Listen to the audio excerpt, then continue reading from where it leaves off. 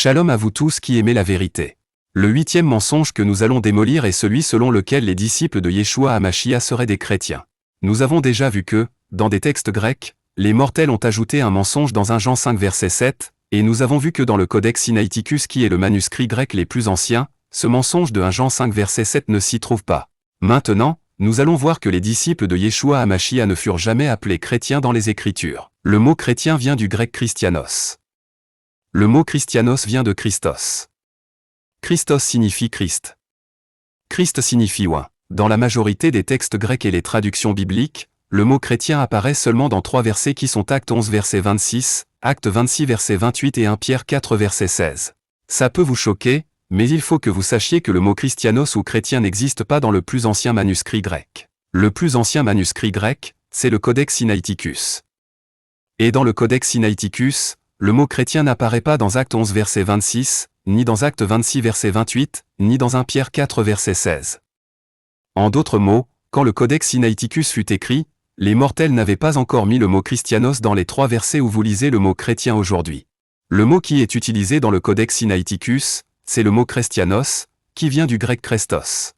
Et que signifie Christos? Christos signifie bonté, bon, bonne manière, aimable, bienveillant. Romains 2 verset 4. Ou méprises-tu les richesses de sa bonté, de sa patience et de sa longanimité, ne reconnaissant pas que la bonté d'Élohim te pousse à la repentance? Le mot grec qui est traduit par bon dans ce verset c'est Christos. 1 Corinthiens 15 verset 33. Ne vous y trompez pas. Les mauvaises compagnies corrompent les bonnes mœurs. Le mot grec qui est traduit par bon dans ce verset c'est Christos. Éphésiens 4 verset 32. Soyez bons les uns envers les autres. Le mot grec qui est traduit par bon dans ce verset c'est Christos. Les disciples de Yeshua HaMashiach ne furent jamais appelés christianos ou chrétiens. Mais ils furent appelés christianos, c'est-à-dire bon, aimable, bienveillant. Les deux mots grecs Christos et Christos ont 2 racines grecques différentes. Christos vient de Chrio, mais Christos vient de Kraomai. Dans Acte 11 verset 26, les gens d'Antioche ont vu que les disciples de Yeshua HaMashiach étaient des hommes bons, aimables, bienveillants. C'est pourquoi ils les appelaient christianos. Si les gens d'Antioche parlaient le français, ils auraient appelé les disciples les bienveillants, les bons, ceux qui ont les bonnes manières, ceux qui sont miséricordieux. Lorsque Barnabas fut arrivé à Antioche, et qu'il eut vu la grâce de Elohim, il s'en réjouit, et il les exhorta tous à rester d'un cœur ferme attaché à Adonai. Car c'était un homme bon, plein d'Esprit Saint et de foi. Et une foule assez nombreuse se joignit à Adonai. Barnabas se rendit ensuite à Tars, pour chercher Shaoul.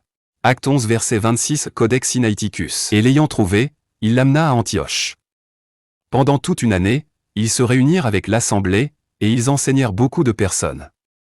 Ce fut à Antioche que, pour la première fois, les disciples furent appelés bienveillants, bons, gens de bien, intègres, ceux qui ont de bonnes manières. Dans Acte 26 verset 28, le roi Agrippa disait à Paul que son discours le persuadait un peu à être bienveillant, miséricordieux et c'est exactement ce qui s'est passé. Tout de suite après, le roi Agrippa a utilisé une bonne attitude à l'égard de Paul. Acte 26 versets 28 à 30.